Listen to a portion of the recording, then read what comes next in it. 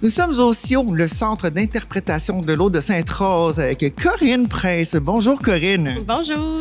Donc aujourd'hui, on est venu faire une petite visite, faire des petites expériences, puis parler de qu'est-ce qui se passe l'été au CIO à Sainte-Rose. Donc, on a plusieurs activités. Ça commence par quoi? Qu'est-ce que tu suggérerais aux gens qui sont jamais venus, ou même à ceux qui sont déjà venus, qu'il y aurait des petits mousses de plus dans la famille à montrer des choses? C'est ça. Bien, premièrement, je suggérerais aux gens de venir nous rencontrer, donc de venir nous voir. Donc, c'est une belle journée qu'on peut passer.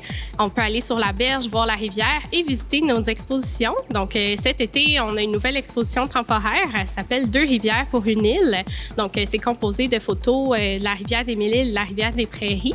Et puis, on a notre exposition permanente, là, le chemin de l'eau de la rivière à la rivière, qui explique vraiment tout sur l'eau, en fait. Donc, l'eau à travers le monde, l'eau au Québec, quelle importance ça a, les procédés de distribution puis de production d'eau potable, de traitement des eaux usées, les métiers de l'eau, puis pourquoi c'est important d'en prendre soin. Donc, c'est la première chose que je dirais aux gens, c'est de venir visiter nos expositions. Exposition. Il y a aussi des activités, un feu roulant d'activités cet été parce que le 20e anniversaire du CIO arrive à grands pas. Donc, on commence à déployer un petit peu l'esprit fêtard, si on veut. Donc, il va y avoir quoi comme activité? Là, on a parlé autour de juillet, il y avait un truc qui s'en venait. C'est ça. Donc, le 17 juillet, on vous invite à venir nous rejoindre sur la berge pour notre activité Création Aquadance. Donc, on fait avec une troupe de danse de la ville de Laval. Donc, c'est pour célébrer vraiment à l'occasion de la journée des océans l'importance qu'a l'eau dans nos vies. Donc, ils vont nous faire une belle danse et puis c'est suivi d'un atelier créatif. Donc, c'est familial. Donc, on invite les adultes autant que les enfants âgés de 8 à 10 ans à venir nous rejoindre pour faire des créations ayant pour thématique l'eau.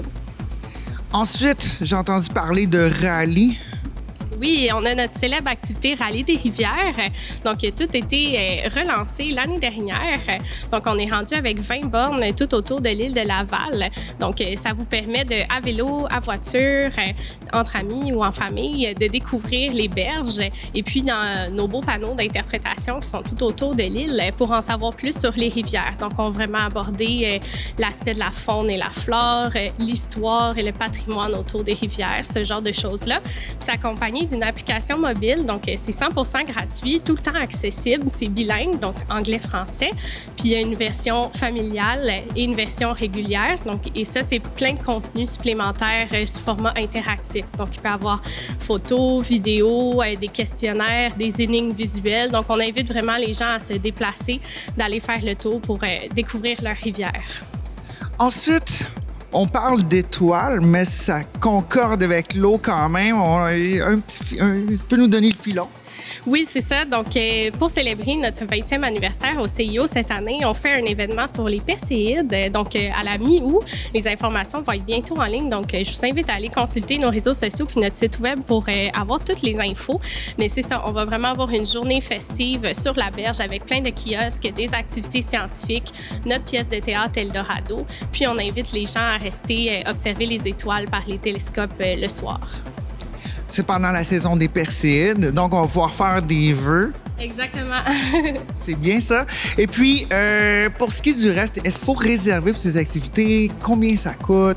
On veut pouvoir s'organiser un bel été. Oui, c'est ça. Donc, pour visiter les expositions, vous pouvez réserver en ligne. Notre exposition temporaire est gratuite, puis notre exposition permanente, c'est des coûts vraiment abordables. Donc, on parle de 20 $ pour une famille.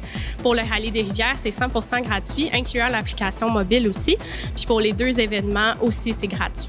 On essaie vraiment de rendre nos activités le plus accessibles possible à tous. Et présentement, pour les gens qui seraient intéressés à l'exposition, c'est quoi l'exposition qui est en cours présentement et jusqu'à quand? C'est ça. Donc, dans le fond, l'exposition qui est en cours présentement, ça s'appelle « Deux rivières pour une île ». C'est en cours jusqu'à la mi-septembre. Donc, on stoppe avant les Journées de la culture.